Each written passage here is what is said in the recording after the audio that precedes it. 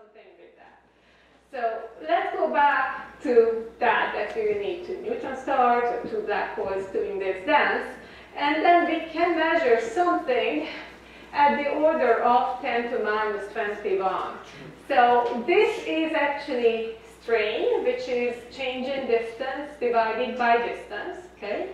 And what does that 10 to minus 21 mean?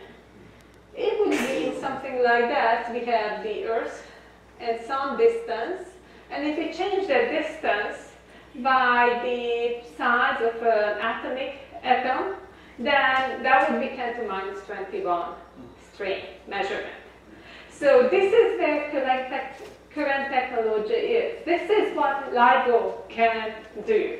I know it's mind-boggling, it's really a small number, but I am going to show you that this can be done. This is from that paper which we published in February and which had a big announcement.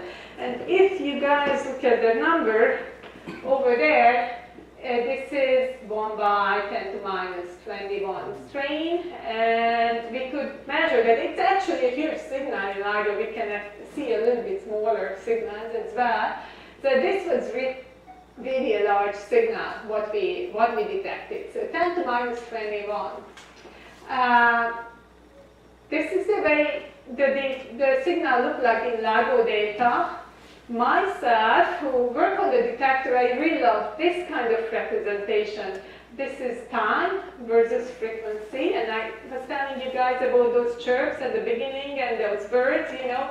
Chirp means that if you change this signal and basically project it to this time-frequency plane, so you look at each second, you look at its frequency content, you're going to see this, which we call a chirp, because this frequency content is changing. It's going to a higher frequency. Okay, so this is a chirp. And last year, a bit more than a year ago, on September 14th, when those emails within the collaboration were going, there is an interesting signal in the data. I went ahead and I seen this. And this is the way, this was the first two slides which I revamped and one to LIGO, and I'm checking, and I'm looking for these which we call omega scans. Actually, they were developed by a Columbia graduate student. So, I mean, this kind of representation and what gives this data. All right, so I was very happy.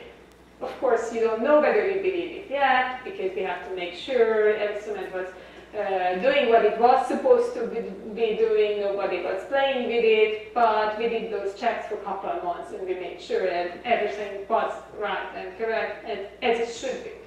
So we detected this 10 to minus 21 level. So that's in strain. But to measure that much strain, we have to measure a given displacement, and I'm going to show you how much it is.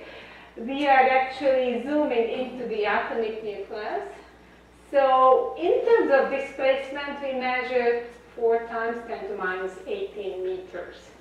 It's smaller than the atomic nucleus. 4 times 10 to minus 18 meters, that's the displacement which the LIGO detector could measure. So that's not times 10 to minus 1 times 10 to minus 21. It is because strain is displacement divided by the distance, and we have a 4-kilometer detector length. That's the arm length of those LIGO detectors. So let's listen to those chirps.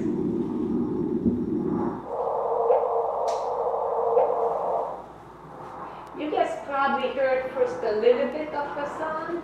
It was just a and then the second one was actually shifted in frequency, so you would hear it more. I am saying that yes, we gained ears. I mean, astronomy gained its ears at those very low frequencies. It's not that great, but when we move it a bit higher frequencies, it's easier to hear for the human ear.